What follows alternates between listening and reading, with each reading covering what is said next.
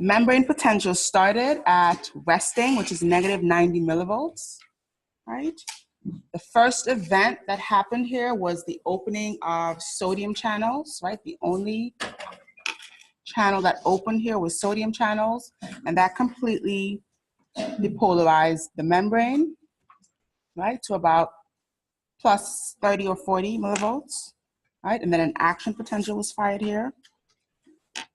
Then the sodium channels closed, right? And we have that sort of dip where the membrane attempts to repolarize.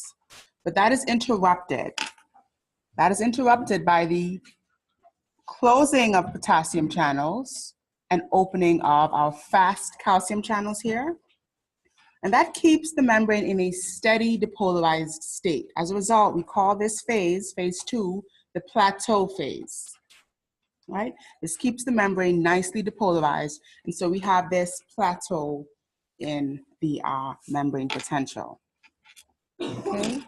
That is followed by a flip-flop of those two channels. So instead here, the next event is the closing of those fast calcium channels and the opening of potassium channels, right? And that event is going to trigger full repolarization of this membrane potential.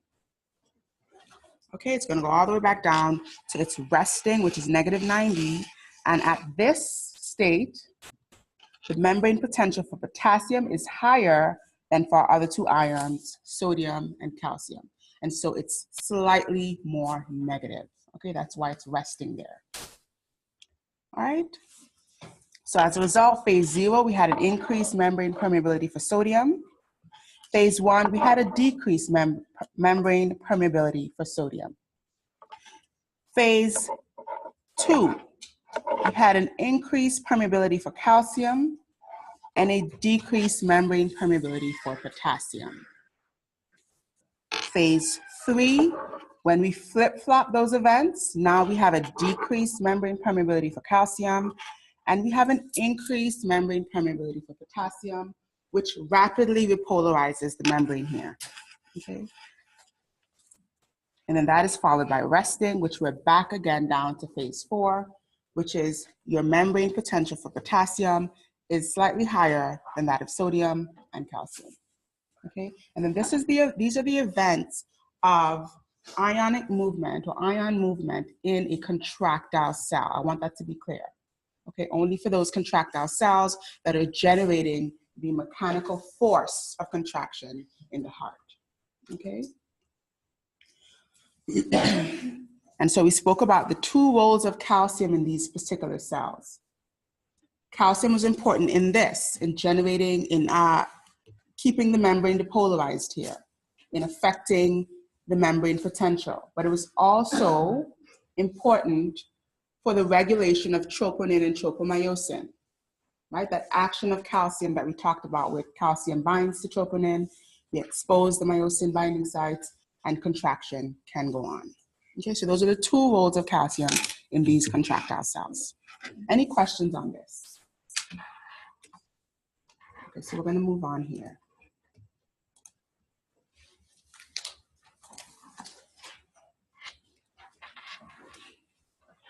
Now, the next thing we're going to talk about is excitation-contraction coupling in the cardiac cell, in these contractile cells.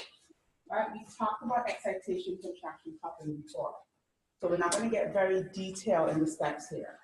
So this is a process we've seen. What we're going to talk about is some of the differences. Okay? So, first of all, cardiac muscle has some similar properties to that of skeletal muscle in that there are sarcomeres, right, that we know already, but then there are T-tubules. What do T-tubules do? T-tubules were that channel down the muscle fiber where the action potential was able to go all the way through or propagate throughout the muscle, right? So we have T-tubules in the cardiac muscle. We also have the sarcoplasmic reticulum where calcium is being stored. We have troponin and tropomyosin regulation, okay? Properties that are similar to smooth muscle is that we have gap junctions. So we said that in single unit smooth muscle, we had gap junctions. In cardiac muscle, we also have gap junctions.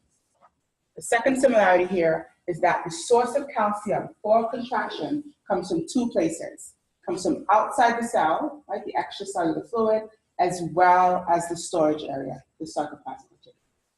So those are some similarities with cardiac muscle and smooth muscle, and cardiac muscle and skeletal muscle. Okay? So let's look at the steps of events of the excitation, contraction, coupling of a cardiac cell. Right? First thing is, we depolarize the membrane of the cell, and an action potential spreads through the cell via the gap junctions. We talked about that before. Those channels in the membrane that allow one cell to spread its action potential to another cell, and so on and so forth. So when the action potential arrives at this cell, it's going to do so through a gap junction. Okay? The next sequence of events is that it's going to propagate throughout the cell, very similar to what we saw in skeletal muscle. It's going to go to the T-tubules where it can propagate down the length and breadth of that muscle fiber. Okay, so the action potential is spreading throughout the muscle fiber. Then we have the opening of two calcium channels. We have the opening of calcium channels in the plasma membrane, right, which is up here, and the opening of calcium channels in the sarcoplasmic reticulum, or the endoplasmic reticulum.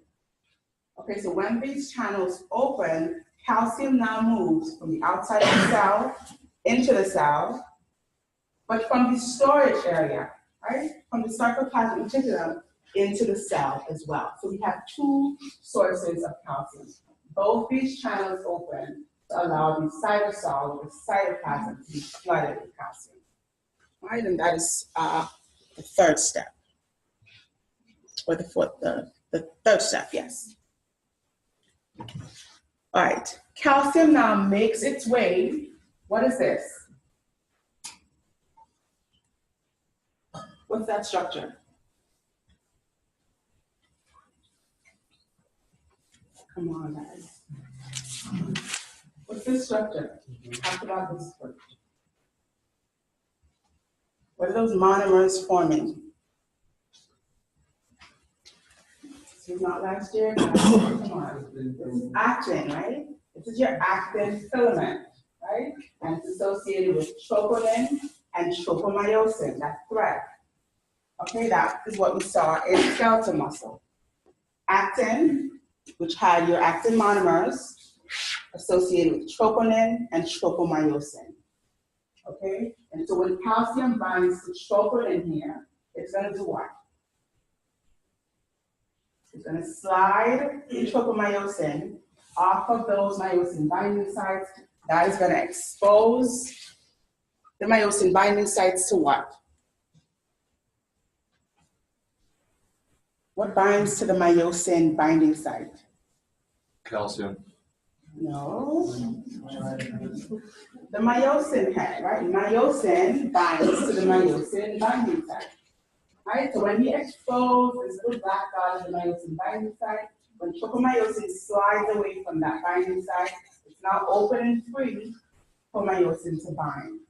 Don't forget the stuff you learned before, guys, when we have cumulatives coming up. Okay, we talked about this not too long ago.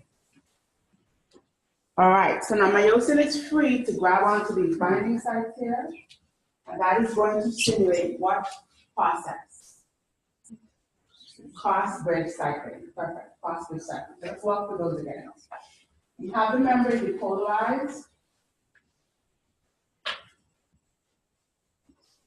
You have the membrane depolarized when the action potential arrives to the cell via a gap junction. Right? That propagates throughout the cell down the T-tubules. That action potential is going to trigger the opening of voltage-gated calcium channels in two locations: on the membrane of the cell and on the membrane of the sarcoplasmic reticulum where calcium is being stored.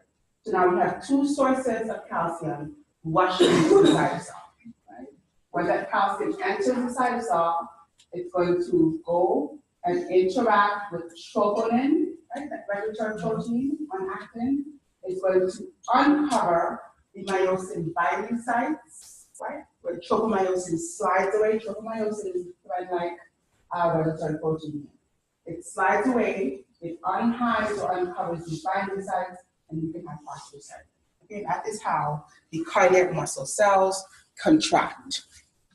All right, any questions on that? Okay, let's talk about how this muscle cell relaxes now.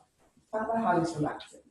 So we talked about what pump that moved calcium out of the cytosol. What kind of pump was it?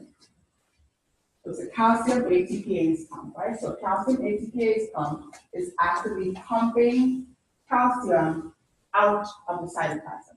But in the cell, that pump is located in two areas, right? Because we have two sources of calcium. We have it coming from the cytoplasmic reticulum, and we have it coming from the extracellular environment. We have two pumps. We have a pump that's pumping calcium back into the cytoplasmic reticulum, and we have another pump on the membrane that's pumping calcium back out of the cell. So instead of what we saw in skeletal muscle, where the pump was on the cytoplasmic reticulum only, here it's also on the membrane. Why? Because we also get calcium from outside the cell. So we have that calcium being pumped back into the cytoplasmic reticulum and back outside the cell. We also have this calcium-sodium transporter. And what that's doing is for every 3 sodium that's pumped into the cell, right, two calciums are pumped out. So it's sort of exchanging sodium for calcium. That's helping to get rid of some of that calcium so that this muscle can relax. So I'll talk about those 3 ways that calcium is removed from the cytoplasm again. 1 is being pumped back into the cytoplasmic reticulum. 2 is being pumped back out of the cell, right? 3 is being exchanged for sodium, which is calcium-sodium transporter. So every 3 sodium that we bring in, 2 calcium is being pumped out. And that is, those 3 mechanisms are helping to get rid of the calcium in the cytoplasm so that the muscle can cease contracting.